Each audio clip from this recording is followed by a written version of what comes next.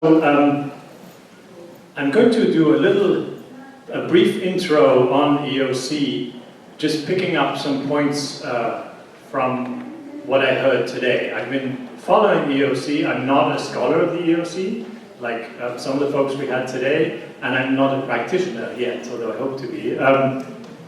So this is just a visitor's view on the EOC based on what I heard today. I want to do that, then I'll have the panel will introduce themselves, and then we'll jump right into our content for the day.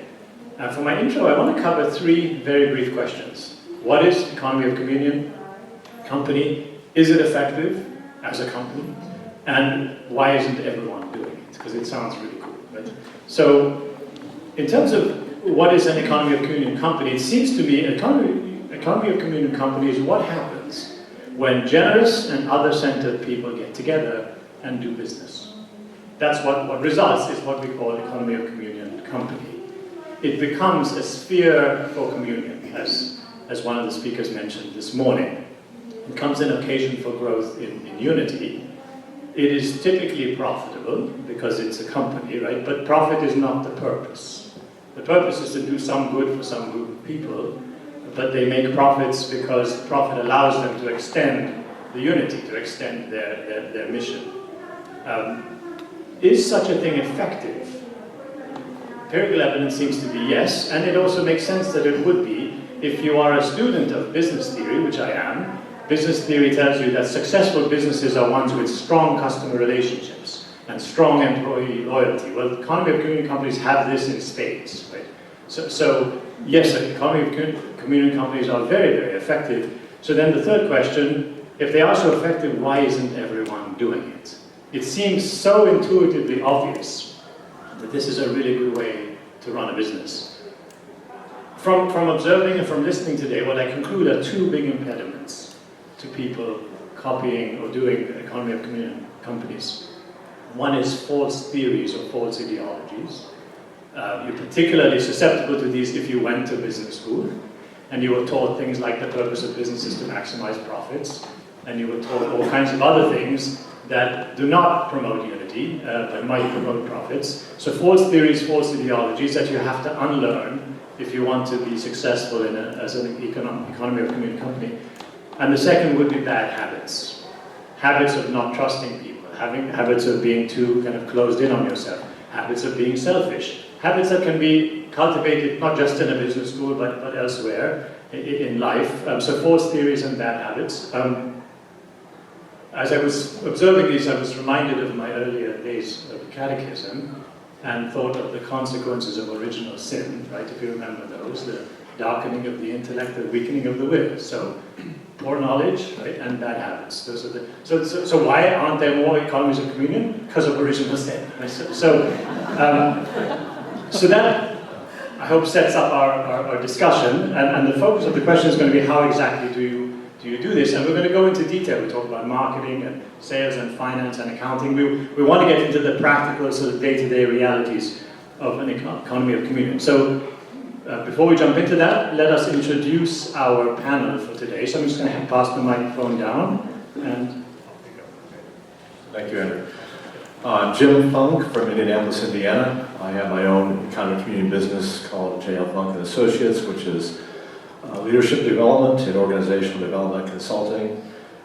It's been around for about 10 years, and I'm also now partnering with another EOC business in Singapore named Consumus, which does a lot of similar work and other work that I don't do. So we've kind of partnered to bring leadership programs globally to the companies that they serve in about 17 countries.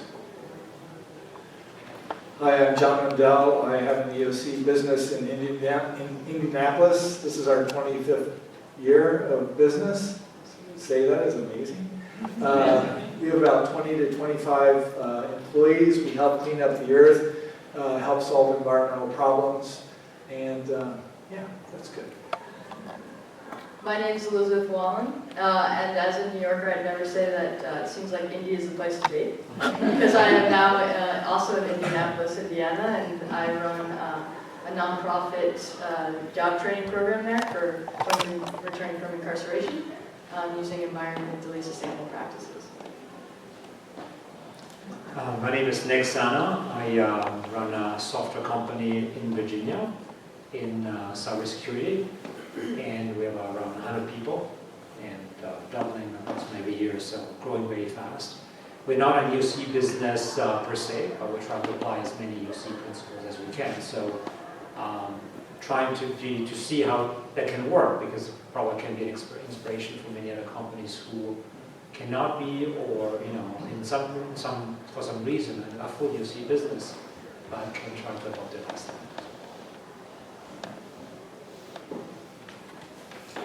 Thank you. So the first question we're going to go to is about sales. So if there's one profession that caricature is very negative, talk about somebody being a used car salesman, right? It's a pejorative thing to say. But every business has to sell in order to be a business, right? In some way. So what we'd like to understand from our panel, and then other practitioners feel free to share your own experiences as well, how is selling different in an economy of communion business than maybe other experiences that you've seen or observed? So let's start with, how is selling different in an economy of communion business?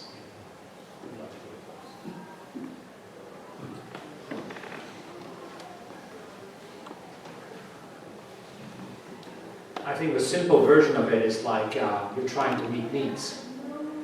And so like many businesses, I think most of businesses think with that, there's a need that's unmet. And you apply your creativity and ideas and ingenuity to develop products that meet that need. I think most businesses start that way.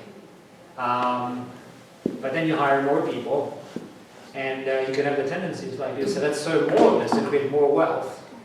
And the goal of selling more can become a moment where you can forget what you're trying to do about it. And so the achieving of the goal of selling becomes the goal instead of meeting the need. And so I think the tension that we always need to find is to find the original inspiration of what are we trying to do here. Are we meeting the need, or are we trying to make our number?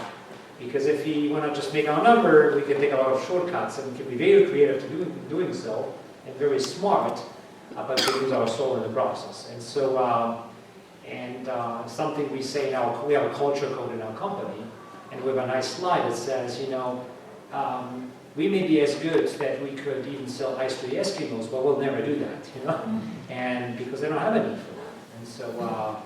And so, it's front and center, and in our culture code, and something we share with everybody in the company, so we never fall into the temptation of going beyond the need. And if somebody, a customer, oftentimes, we even have sometimes customers who want to believe.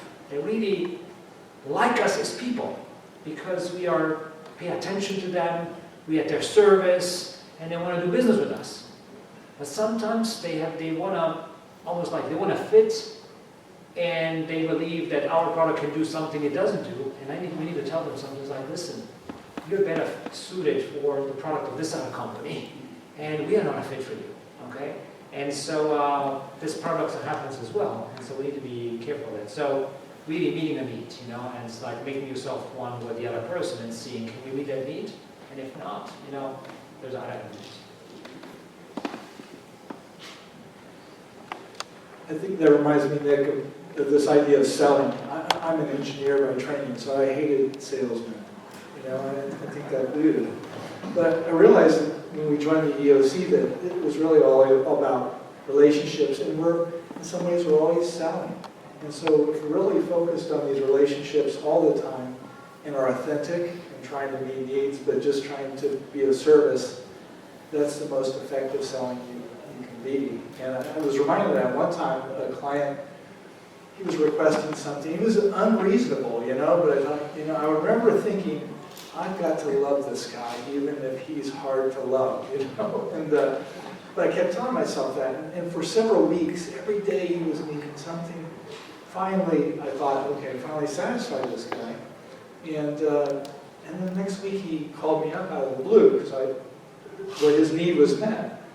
But he said, I have to ask you something, and maybe this isn't the time to talk about this, but I really want to know what motivates you. And I said, what do you mean? And he says, I was pretty unreasonable last couple weeks, and you didn't complain, you listened, and I just felt like there was something behind it all. Well, then that opens you up to share more, but that's part of that EOC. By the way, one more thing, because I remember an experience I should probably shared it before, but there are situations where a customer may be in need, and I remember a situation, they had a need and they didn't have money. And they told us, you know, I need to meet this objective, and you need to trust us. And I remember this company was AT&T. We were a small company, gigantic company. I pay my bills to this company. They don't have money, it doesn't just compute. And so these people were really in need to meet some of their objectives, and said, and we have met with the management team and said, what do we want to do about this? We can be fiscal about it, or try to meet the needs, and trust that, you know, something would may come. So we decided to make the extra step and deliver our service. And we even forgot about it. 6 months later, these guys call us back and saying, listen, we finally got the budget we talked to you about. Remember us, you know? And we're like, really? And we just wanted to know what we could sell the check. And they paid us over for what we were going to say owed. Again, I think these kind of things happen as well. And so.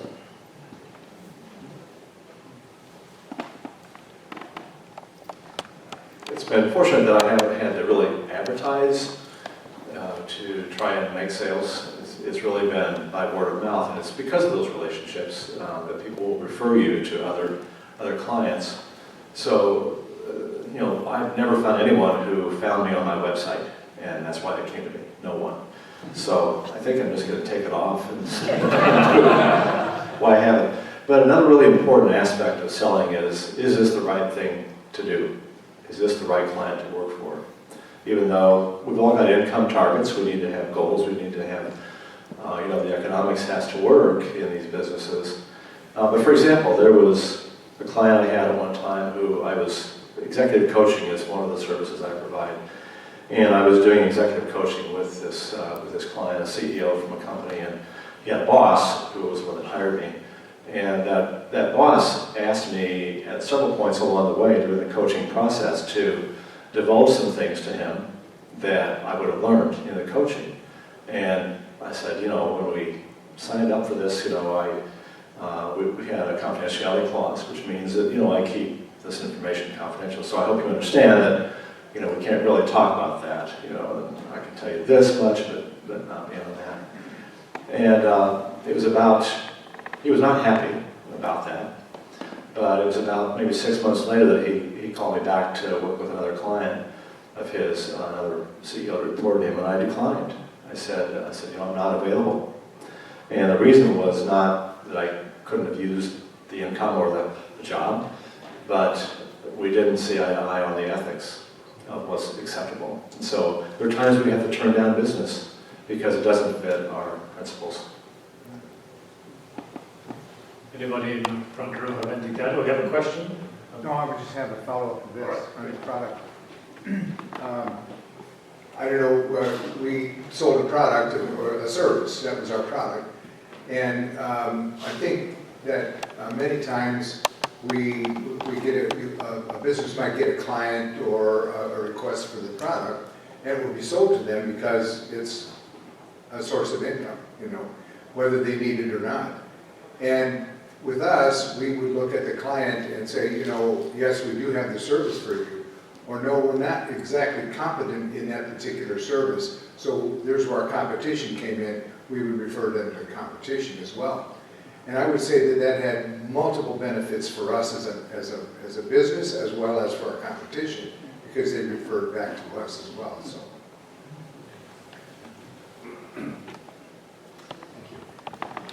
Yes, interestingly enough, I do have a website as well. My company does similar work to what Jim Funk does. I am an executive coach, and I do leadership development with both corporate clients and small businesses. And I have seen that a lot of the value that I bring and a lot of ways that I get business is actually through building a network. So LinkedIn, for instance, is a great tool for me. the network is a place where you bring value. It's not something you don't get stuff out of the network, you go there to bring value. So I post on a regular basis, almost on a daily basis, and I get called in, and I get business from that. So it's important to be perceived as somebody that brings value, right? And also that's clear, who's clear about what is it that we are offering. So again, I think that we are responding to a need, and it's about them. It's never about us. But I don't think there is a dramatic difference between EOC sales and good salesmanship. Okay. A good salesmanship should be exactly the way we've described it here. So there is no fundamental difference. It's just good practice. We are in a little bit different business because we rent apartments and houses to people. And so I think we actually are quite different than a lot of places, because we'll have potential renters who come to us and they say, well, no one else will rent to us. We've been living in a hotel for 3 weeks because we don't have good credit or this or that. And I usually, and when I'm talking with someone, they'll say, so what's your process of application? I say, well, we have an application, but most of it's happening right now. As I'm talking to you, I'm trying to size you up and see if you're someone I could have a relationship with and trust. And I don't really care about your past credit as long as I can see that you could potentially pay now. And so we will take a lot of people. We've taken felons who can't get a place anywhere in town, in Omaha, which is 800,000 people. They can't find a place anywhere. And we'll help them, we'll give them a house and see if it works. We've taken in people that were they're on the sexual predator list, and taken them into some of our places as well. So that's different. And we're willing to give people a chance that otherwise wouldn't. So it's not necessarily sales, but it's what kind of clients we're willing to take on. And so that's a different kind of service. And then on the other end, sometimes we have people who don't pay for a long period of time, and we've never actually evicted anyone with thousands of tenants we've had. Because we would always rather let them out with grace, and that's sort of the carrot we use instead of a stick is, if you leave by the end of this month, we won't bother you for the other 5-6 months with rent that you owe us. And so that we try to work that way instead. So it's a different way to end a relationship with a client somehow on a more friendly note than with legal action.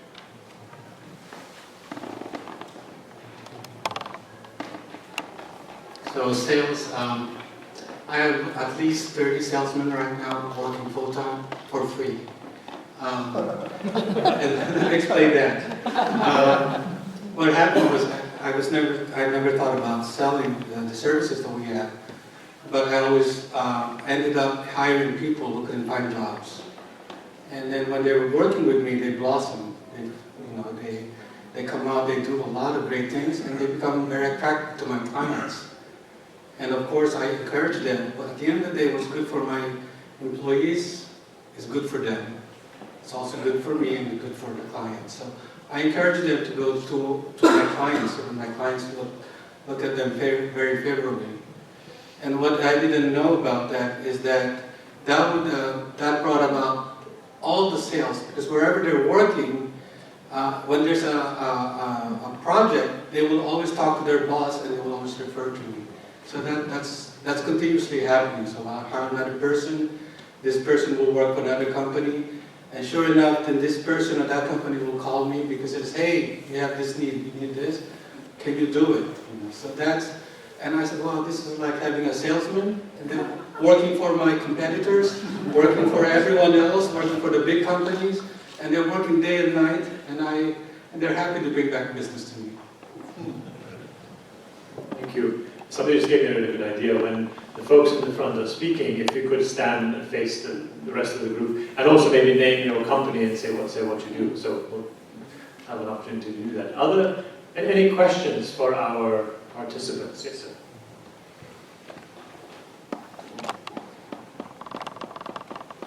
What you're describing, you really can't you can't use the word sales.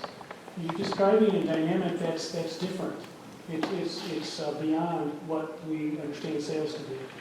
I find it interesting that in the economy community right now that you would speak of this function, this business function, with the same the traditional language of sales, and then we'll go on to the other subjects. I find it very interesting. It's evolutionary, evidently. If Chiara was speaking about this, she would, I think, use explicit language. I'm making myself one with you so that I can meet the need that you have with the expertise that I have. It's mutually beneficial, and she would go on and explain that, and we're all familiar with that.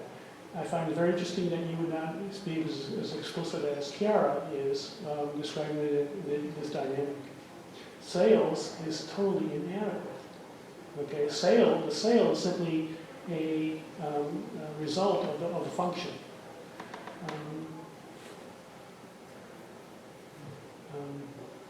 I mean, the whole context of the EEOC this week, these 2 days, is where it fits in where it came from in the culture, where it is now, and where it can go. And I would think that we would change the language that we use, or the references that we use as we evolve. The culture needs that. Does that make sense? Do you hear yourself not using explicit vocabulary references for the things that you're talking about? Well, maybe that's my fault, because what we're trying to do is break down the typical functions of a company and compare them with how an EOC company works.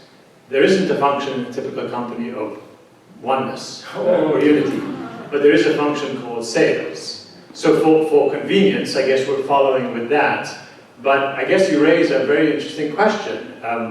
Are we selling, or are we making ourselves one with the customer? Right? Is that the question that you're asking? Part of it, I think, is the problem of the word sales. I began with it deliberately because, as I said, it's one of the most pejorative, or at least it can be seen in such a very negative way. But I think Claude alluded to this. In many companies that I know, the best salespeople do what Nick and John and Jim are talking about. They seek to understand the needs of their customers and find ways in which they can help them, and then they're honest about when they can't help them and say, my competitor can. So they do that.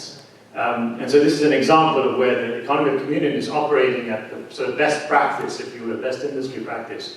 The interesting question to me is, if that's the best practice, how come everyone doesn't do it? I mentioned before, because of bad habits, because of bad understanding. What resources does the economy of communion and the charism of unity give you to resist those temptations? Because there's a temptation to make shortcuts, right, that you alluded to. What resources have you drawn from? I guess it's the same question that your customer asked you, right?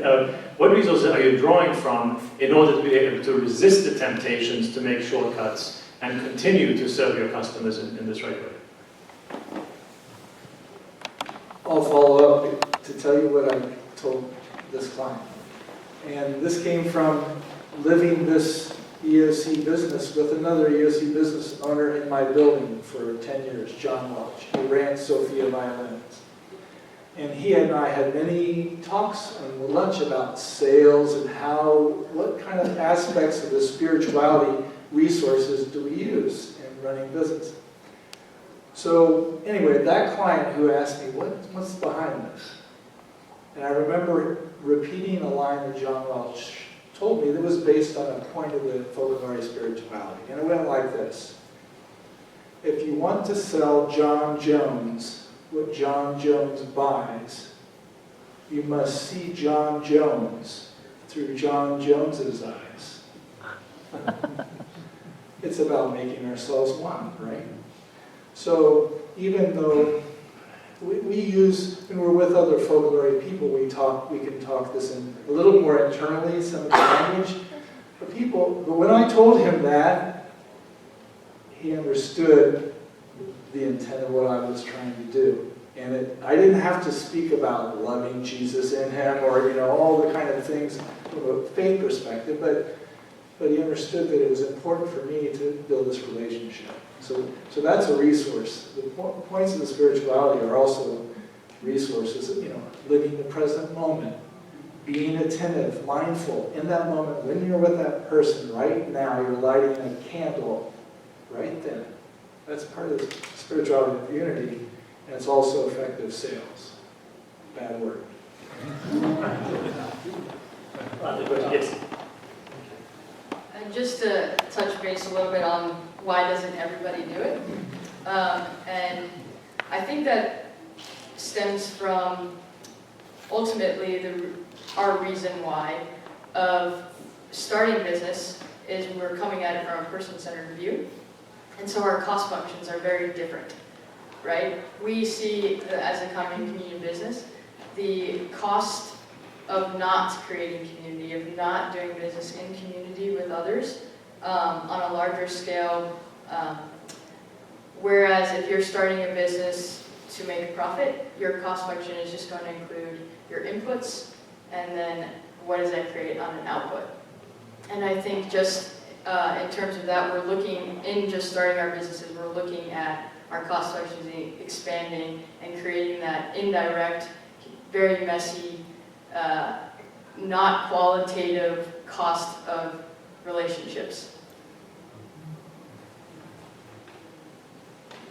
To your questions like what keeps us going this way when everything, all the messages, go in many directions. And in my case, I have shareholders, and they have expectations, and so you have pressures in that direction. And in our business circles, we have other models. They are different from the UC.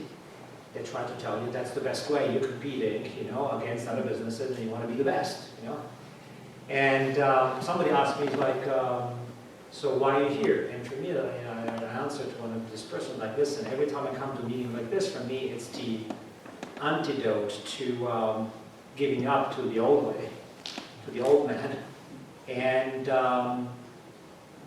almost like having a glimpse of what the economy could be in heaven, This morning, just listening to experience was like, okay, that's my ideal.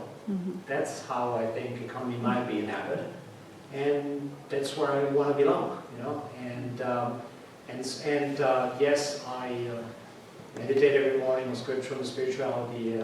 My prayer life is fundamental there as well. But this is also important. So without the example of other people, without a journeying together, and I don't think I could do it.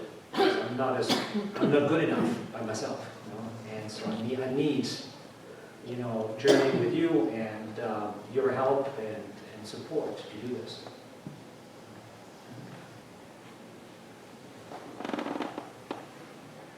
Yes. I have a question about how the global network works. What's the connection in other countries? I just got back from Brazil, and I just 3 things to inform that question. One pattern that I noticed that exists here as well as there. You have, especially young people, identifying existential needs that could be provided for through a business, but in most cases they'll try to instead get another job and then spend time volunteering to meet those needs. So that exists both there and here.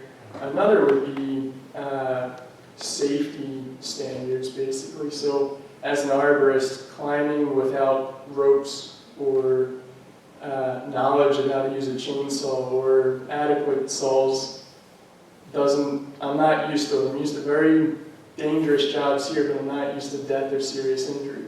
There it's commonplace. And then another thing would be financially speaking. So where the dollar might be 4 to 1 or even 5 to 1 at this point, if someone can speak towards sharing best practices and resources in that sense. Blowing up my schema. But that's okay. That's okay. I have several other pieces we want to get through, but you've raised some very interesting questions. I'm sure somebody would like to address those, or some of them. And then we'll come to the others as we go through As far as the global network, right? When we all started at the beginning, we in our minds had a global network, but functionally we were functioning very locally. Even not necessarily functioning in a national network. And then what happened? What happened was we discovered we are part of this. That's the uniqueness. We are connected in some way. So I remember when we started out, we needed uniforms for our company, shirts that said Madonna Associates. Wow, there's this company down in Texas that had started a uniform company. Let's work with them. We needed better costs for products from office supplies. And there was a company in New York that negotiated a national contract with Office Max for cheaper office supplies. So we bought into that. One year we needed to send our clients gifts for Christmas, and we went, oh, who could we use? Oh, we have a chocolate shop in New York who makes La Festa, who makes sweets. Let's ship them then. We began to see ourselves as part of this network. Never did I think we would ever go global. I'm sorry this is taking long, but so we met some Brazilians at one of our first meetings with Chiara in 2001, and we got along brilliantly. We said, someday we're going to work together. We don't know how, but turns out one of our clients in Indianapolis had operations in Brazil. And we had never been to Brazil, and they asked us, can you come down and help us? We contacted our EOC contacts in Brazil and said, listen, we don't know the language, we don't know the culture, why don't you come on board? And by the way, we need a translator. Oh, there's this young guy that's unemployed in the favelas. He can be our translator. We'll help you set up a computer network. Long story short, it was a successful. We went down and we tangibly worked with our EOC network down there. And it was such a success that 15 years later, we're still working on that Brazil project. So that's something totally unique. And it's something your next generation is going to capitalize on even more, I think. Thank you. So we can hold the safety question. We'll come back to that one. Before we move on to the next group of issues, I just want to make sure, so selling, a larger aspect would be marketing or advertising. Marketing, that's another area that's often seen in pejorative terms.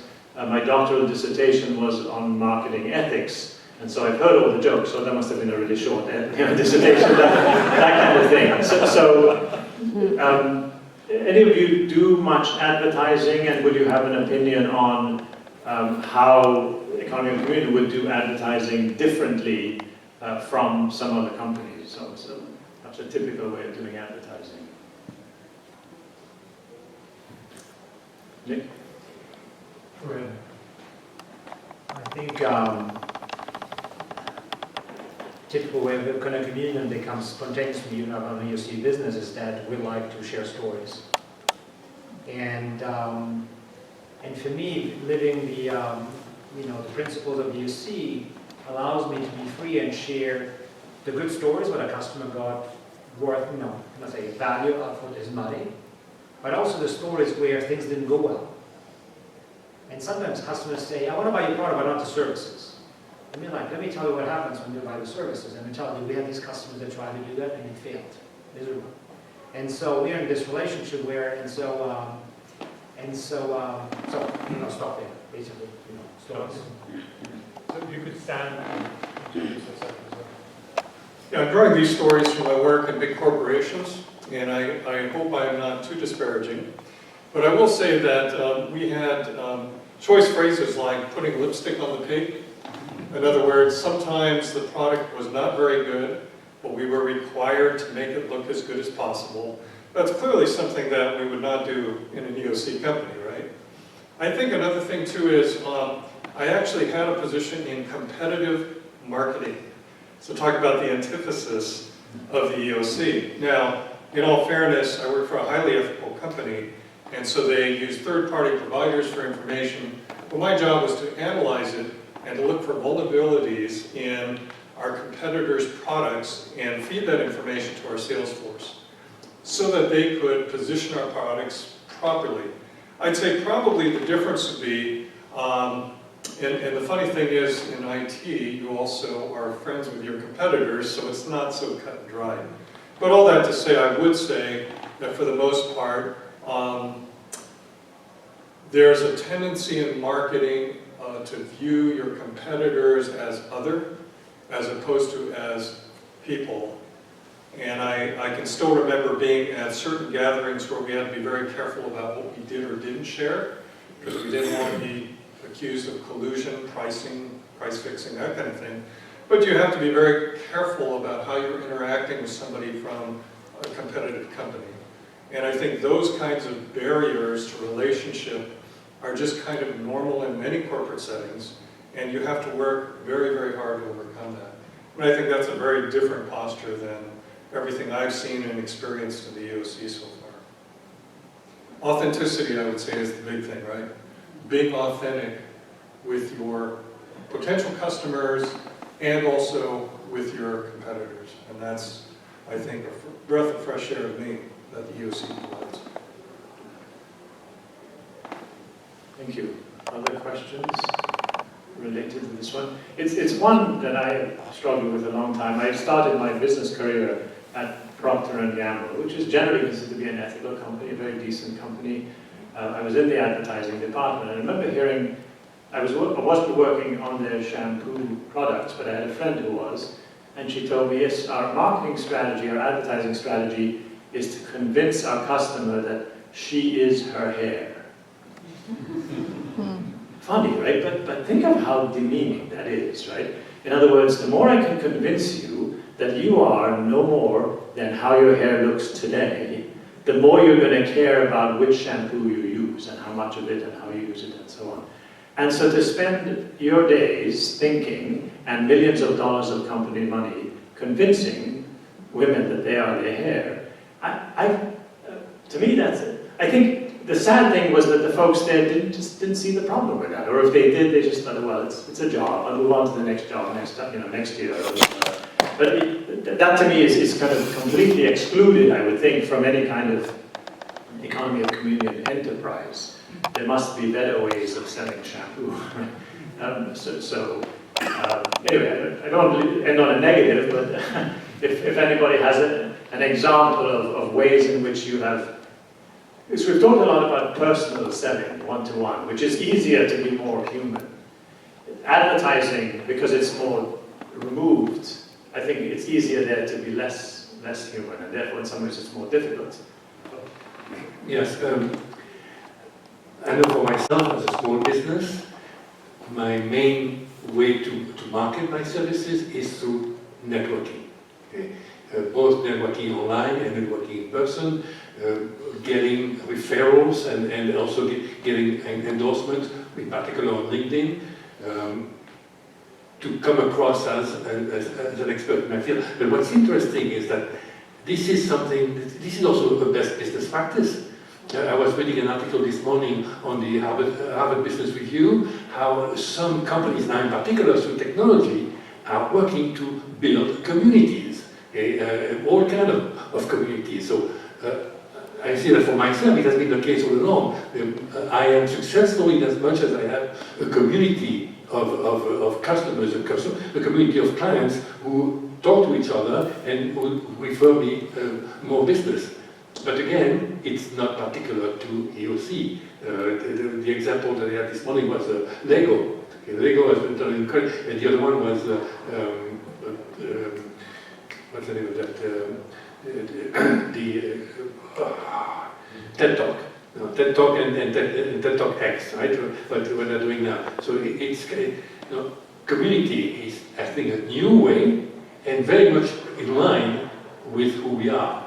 So it's interesting to see that there are currents in business today that are not that foreign to what EOC is trying to achieve.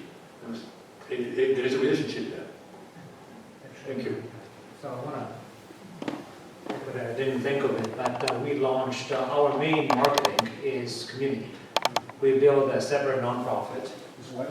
It's community. A separate nonprofit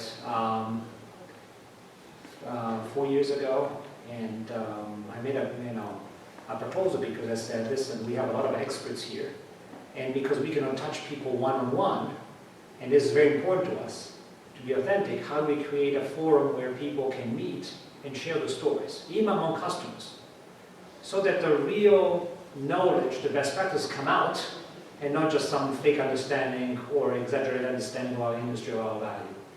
And our methodology is spread so much that it has become an international standard. We have 20 chapters worldwide, including Melbourne, Sydney, Abu Dhabi, London, etc.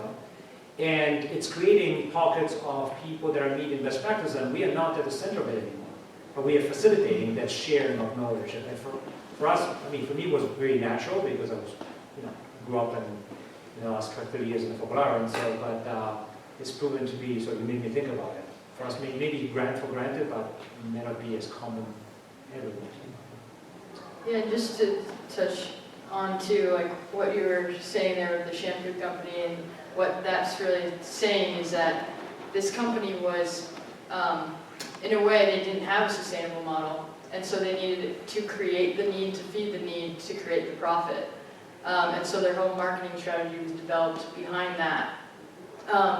And so how do we create or go into business just to meet needs as opposed to create needs, which then creates an unsustainable model, which is largely what we're dealing with on a larger scale today in our world.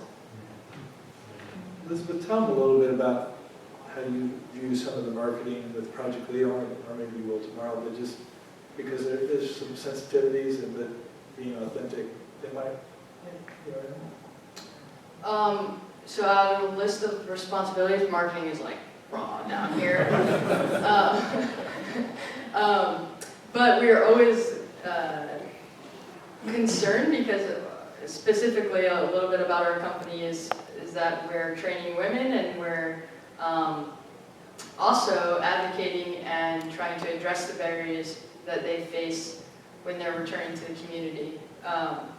And so a lot of that are transformational experiences that are built into our product, and that's sort of what we're selling in our products, that this is not just a cutting board, but this is a product that is creating opportunity for someone else.